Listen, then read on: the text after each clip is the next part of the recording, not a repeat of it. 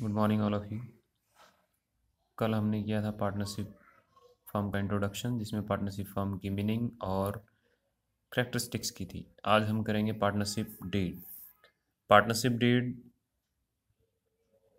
Important है partnership के point of view से, क्योंकि जब कोई भी साझेदारी या कोई भी पार्टनरशिप शुरू की जाती है तो उसके अंदर एक एग्रीमेंट का होना ज़रूरी होता है, क्योंकि एग्रीमेंट में ही वो सारे नियम और वो सारी शर्तें, टर्म और कंडीशन होती है जिन पर सभी पार्टनर एग्री होते हैं। और ये नियम और शर्तें, जो टर्म एंड कंडीशन होती है, ये रिटर्न में भी हो सकती है और ओरल भी हो सकती है। तो ये ज़रूरी तो नहीं है कि हम जो टर्म और कंडीशन है वो सारी की सारी रिटर्न में रखें, लेकिन भविष्य में पार्टनर्स में डिस्प्यूट ना हो, झगड़े ना हो, तो उनसे बचने के लिए हम पार्टनरशिप से रिलेटेड सारी टर्म और कंडीशंस को रिटर्न में एक डॉक्यूमेंट्स में लिख लेते हैं, जिसको पार्टनरशिप डीड कहा जाता है।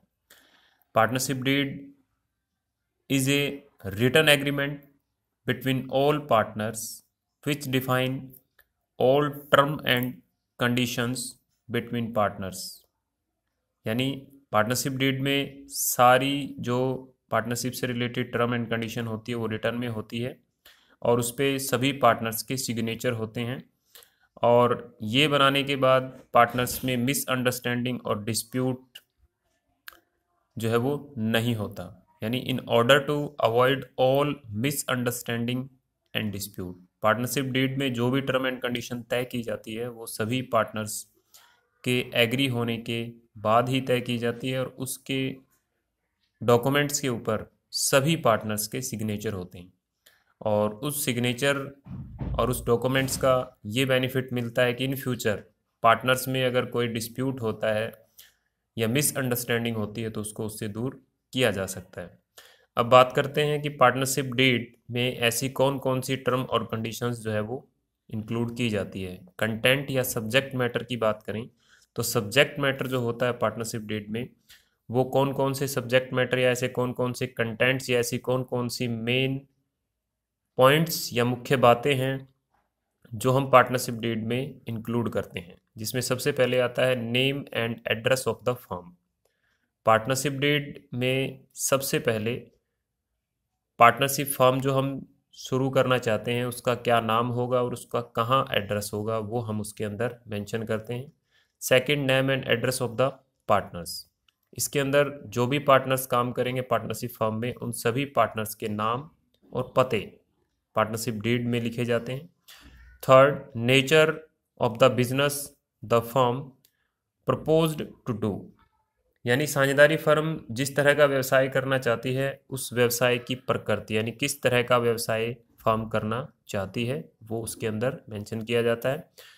Fourth, capital of the partners. Means इसके अंदर ये मेंशन किया जाता है कि पार्टनर्स की कैपिटल कितनी होगी, किस पार्टनर्स ने कितने पैसे जो है वो बिजनेस के अंदर इन्वेस्ट किए हैं एज ए कैपिटल।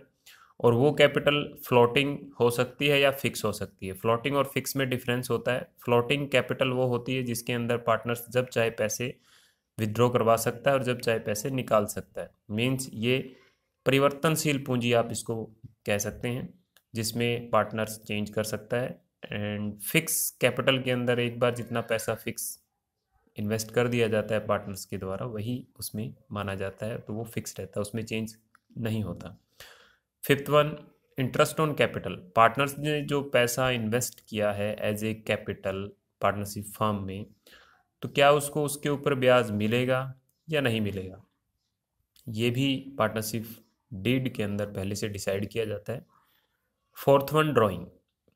ड्राइंग किसी भी पार्टनर्स को अगर पर्सनल यूज़ के लिए, कोई भी पार्टनर अगर पर्सनल यूज़ के लिए बिजनेस से, पार्टनरशिप फर्म से कोई भी रुपया या कोई भी एसेट्स या ऐसी कोई भी बिजनेस की चीज़ है जो उसने पर्सनल यूज़ के लिए निकाली है, वो ड्राइंग होगी। और ड्राइंग कोई भी पार्टनर करेगा या नहीं करेगा तो उसका भी पहले से जो टर्म एंड कंडीशन होगी वो डिसाइड की जाती है, जो पार्टनरशिप डीड में मेंशन कर दी जाती है। Seventh, interest on drawing. आपने जो पैसा विदड्रॉ करवाया पर्सनल यूज़ के लिए, उसके ऊपर फर्म आपसे इंटरेस्ट चार्ज करेगी या नहीं करेगी, उसके बारे में भी हम पार्टनरशिप डीड में पहले से मेंशन कर लेते हैं। 8th one, profit sharing ratio between partners.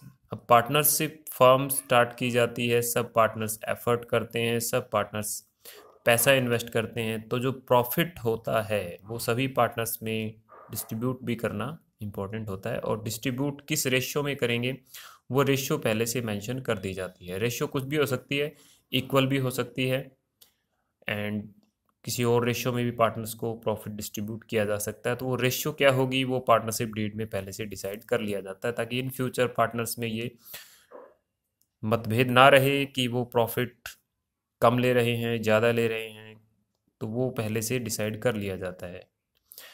9th, remuneration to partners. Remuneration होता है एक तरह से पारिश्रमिक।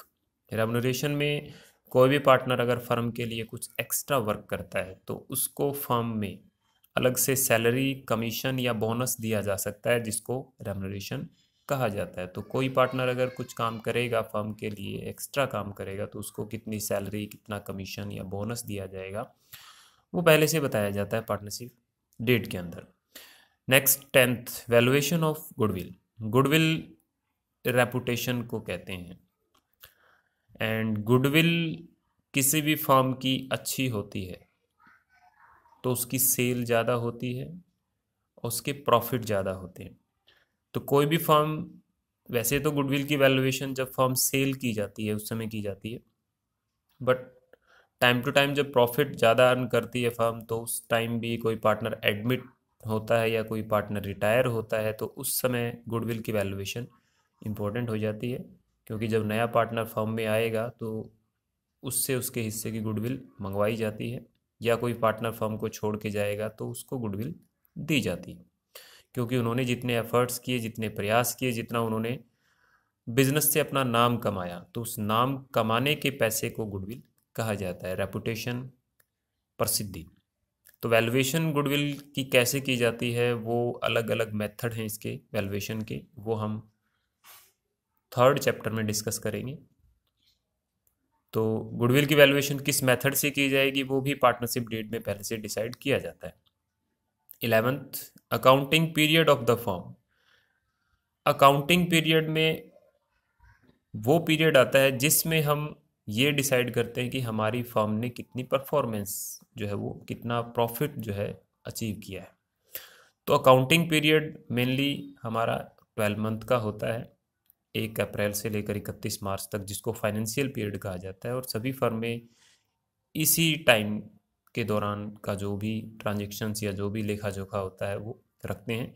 फिर भी पार्टनरशिप डीड में पहले से अकाउंटिंग पीरियड का डिसीजन ले लिया जाता है कि वो पूरे साल के लिए जो है अपना अकाउंटिंग पीरियड मान के चलेंगे या हाफ ईयरली उसको मान के चलेंगे।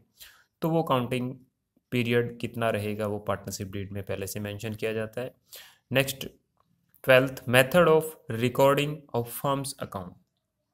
फर्म के हिसाब किताब लिखने का ढंग और लेखा पुस्तकों और अन्य जो परिपत्र होते हैं उन डॉक्यूमेंट्स को कस्टडी में सेफली कैसे रखा जाएगा, उससे रिलेटेड कुछ जो टर्म एंड कंडीशन है वो भी पहले से पार्टनरशिप डेट में डिसाइड कर ली जाती है। 3rd one, auditing. ऑडिटिंग जरूरी होती है। फर्म के जितने भी हमारी जो हमारी लेखा पुस्तकें होती है उन सब का ऑडिट करवाया जाना जरूरी होता है। जितनी भी हमारी अकाउंटिंग जो बुक्स हैं वो सारी की सारी ऑडिट करवानी जरूरी होती है। Trading account, profit and loss account और बैलेंस शीट, तो उनको ऑडिट करवाया जाएगा या नहीं करवाया जाएगा, या फिर किसी ऑडिटर को अपॉइंट किया जाएगा तो किस मेथड से अपॉइंट किया जाएगा उसको हम इसमें डिफाइन करते हैं। 14, डेट ऑफ कमिंसमेंट ऑफ पार्टनरशिप। किस डेट को हमने बिजनेस को स्टार्ट किया है वो डेट इसके अंदर मेंशन की जाती है। Duration of partnership. ड्यूरेशन के अंदर फर्म की स्थापना या फर्म हमने जो स्थापित की है वो कितने समय के लिए की है और वो फर्म कब तक चलेगी और कब इसका डिसोल्यूशन हो जाएगा उसको इसके अंदर मेंशन किया जाता है। 16th, use of the decision of Garner versus Murray in case of insolvency.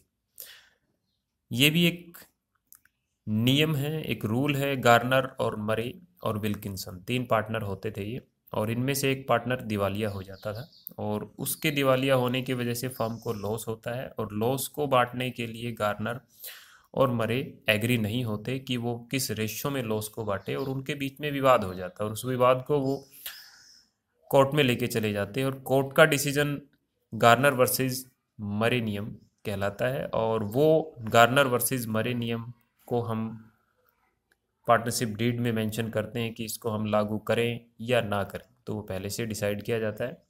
Next one, bank accounts. Bank में जो अकाउंट्स ओपन किए जाएंगे वो फर्म के नाम से ओपन होंगे या फिर अकाउंट्स पार्टनर्स के पर्सनल नाम से होंगे, वो पहले से हम डिसाइड करते हैं। और इसी तरह से जो चेक होते हैं, चेक के ऊपर सिग्नेचर किस पार्टनर के होंगे वो भी पहले से डिसाइड कर लिया जाता है। इसी तरह से rules to be followed in case of admission of a partner. जब भी कोई पार्टनर, जब एक नया पार्टनर हम अगर कोई एडमिट करना चाहते हैं पार्टनरशिप फर्म में, तो उसके लिए कौन से रूल फॉलो किए जाएंगे वो मेंशन किए जाते हैं। And while settling the accounts on retirement, जब कोई पार्टनर पार्टनरशिप फर्म को छोड़ के जाएगा, रिटायर होके जाएगा, तो उसके अकाउंट की सेटलमेंट कैसे होगी, उसको अमाउंट वापस की जाएगी, कौन कौन सी अमाउंट वापस की जाएगी, उसकी पहले से जो है, जो रूल हम पहले से डिफाइन करके चलेंगे वो पार्टनरशिप डीड में हम मेंशन करेंगे। And last one, settlement of dispute. साझेदारी फर्म में विवाद हो जाता है तो उस विवाद का निपटारा कैसे किया जाएगा, उसके लिए कौन सी नीति अपनाई जाएगी।